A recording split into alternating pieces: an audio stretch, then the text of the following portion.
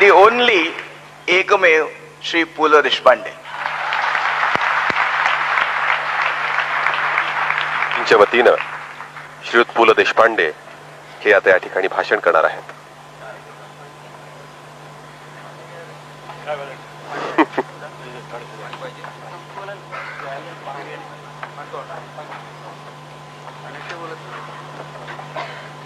माझ्या मराठी मित्रांनो,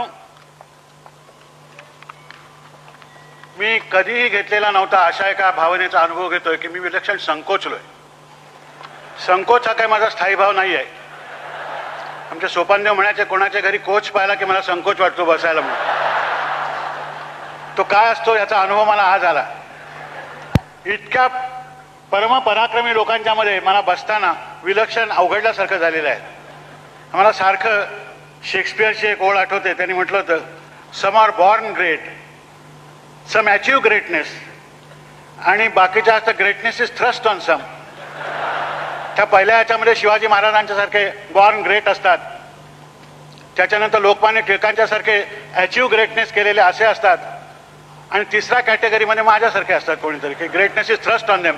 त्याचा अनुभव मला अतिशय चांगला आला. आता मी ज्यांच्यातर्फे आभार मानावे असं सांगितलं, ती माणसं इतकी पराक्रमी आणि इतकी मोठी आहेत की त्यांच्या वतीने उभं राहणं हाच मला एक माझा सगळ्यात मोठा गौरव आहे असं वाटतं.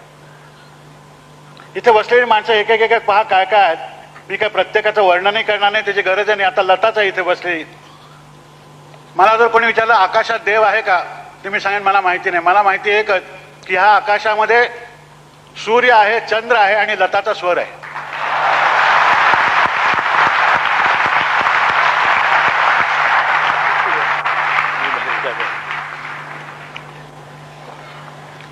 दिवस रात्र कुठली अशी वेळ नाही, कुठला क्षण नाही की लताचा स्वर या जगात कुठून तरी कुठेतरी जात येत असतो.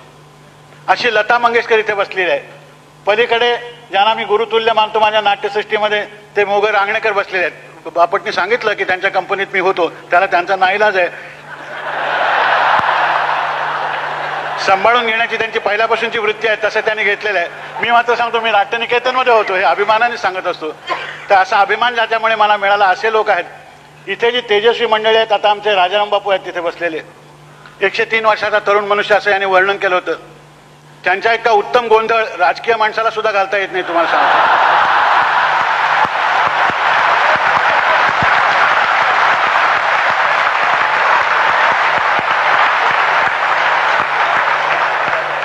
आजची 1000 माणसं राजकीय म्हणून जमलेली नाही आहे ते मला माहिती आहे, म्हणून मी धाष्ट केलं.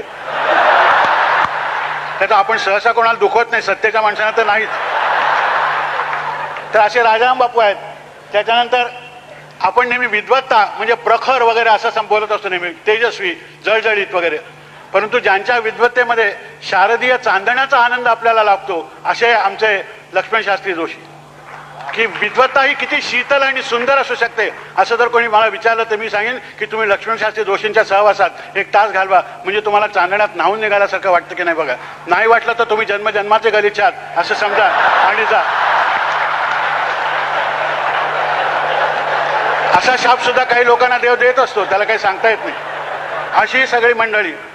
त्याच्यानंतर शांताराम बापूंच्याबद्दल मी काय सांगू, जे वार्धक्यातही परवते सर म्हणती अशा प्रकारचं शांताराम बापूंचं कर्तृत्व.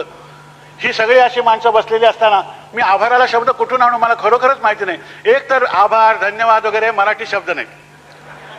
कोणाच्याही घरी तुम्ही गेलात, काही जरा पिठलं पिठलं खाल्लं, काहीतरी चांगलं जेवलं, आज तुमचा आभारी आहे म्हटलं मा कृत्रिम नाटकी मनुष्य असं. आम्हाला नाटकाची इतकी भीती आहे नाटक वाटलेल्याची की पाय धरून नमस्कार केला तरी बापटला वाटलं हे अभिनय नाही हे लोकांना सांगावं. पण बापटांना मला हे सांगावं असं वाटतं की आज जगामध्ये ज्यांचे पाय धरावे असे पाय मिळत नाही ते लाभले, तर ते धरले तर काय चुकलं.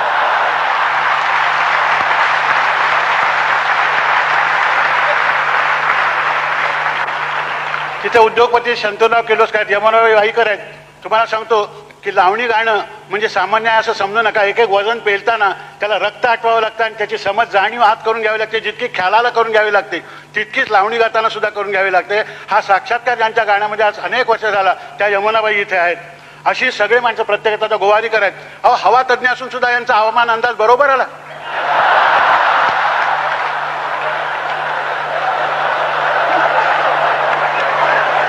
थक्क आलो म्हणजे पाऊस हल्ली कोणाचा ऐकत नाही यांचा ऐकतो की काय असं मला वाटायला लागलेलं आहे.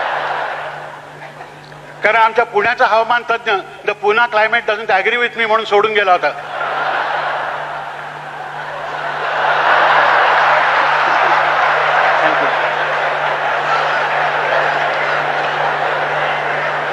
त्या अशा प्रकारचे ही परमपराक्रमी माणसं बसलेली असताना मी काय याच्यामध्ये आभार मानायचे. आभार विभार हे काही खरं नाही आहे.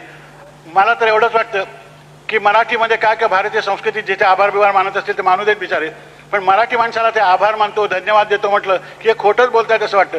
किंबहुना मराठी माणसाला जर फार हळू बोलायला लागलं तरी हा ढोंगी असं वाटतं. इतक्या आपण मोठ्याने बोलत असतो एकमेकाशी, मोकळेपणाने बोलत असतो. केव्हा आलं बरं वाटलं आलं असं म्हटलं की महाढोंगी आहे. अशा प्रकारचं आपलं हे आहे. तर आभार विभार कसल्या मानणार मी. ह्या लोकांनी आम्हाला अतिशय सुंदर भेट दिली आहे. ते काय आपल्याला तिथून लक्षात आलं, तो लामण दिवा आहे. हा लामण दिवा मी एवढंच सांगतो की आम्हा सगळ्यांच्या घरी सदैव पेटत निश्चित राहील. फक्त तेवढे तेलाचे भाव खाली आले तर बरं होईल.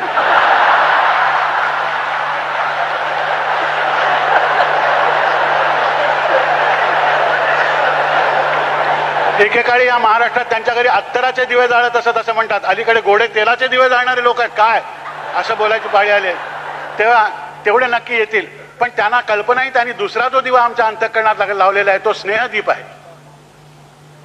तो जो दीप आहे, ती जी ज्योत आहे ती आमच्या प्राणज्योती बरोबरच मालवली तर मालवेल, तोपर्यंत ती चैतन्याने युक्त अशा प्रकारची राहील एवढं मी सांगतो.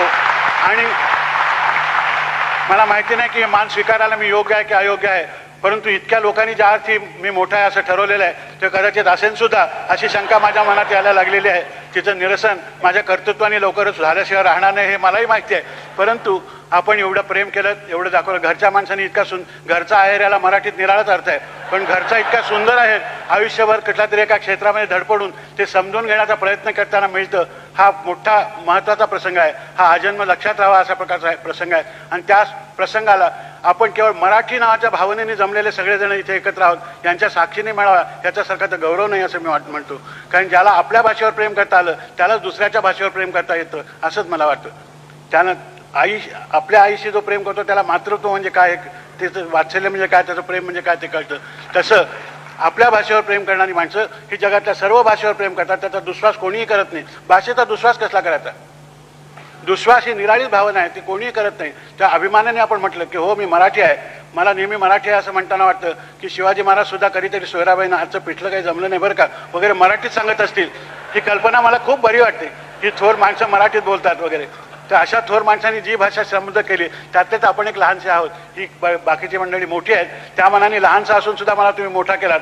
हे महाराष्ट्र धर्माला जागलात की नाही मला माहिती नाही. तर आपल्याकडे सामान्यतः मोठा मनुष्य असला तरी आहे ठीक आहे वगैरे असं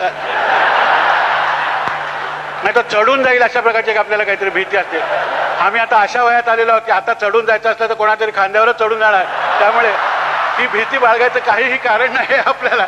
तर आपण हा जो सन्मान केलात याबद्दल आपल्या सर्वांचे मी अत्यंत मनापासून आभार मानतो आणि धन्यवाद देतो. कारण दुसरे शब्द नाहीत माझ्याकडे ते बोलायला. म्हणून एवढं सांगतो की आपली आजचा क्षण हा आयुष्यातले जे अत्यंत परमोच्च आनंदाचे कृतज्ञतेचे सरदेचे क्षण आहेत त्यातला क्षण हा आहे. त्याचा अनुभव मी घेताना तो शब्दांनी व्यक्त करण्यासारखा नाही. आणि जे शब्दांनी व्यक्त करण्यासारखं असतं ते काय फारसं सांगण्यासारखं असतं असं मला वाटत नाही. तर हा असा अनिर्वचनीय अनुभव दिल्याबद्दल मी पुन्हा एकदा आपलं ऋण व्यक्त करतो आणि कृतज्ञ वाटतो.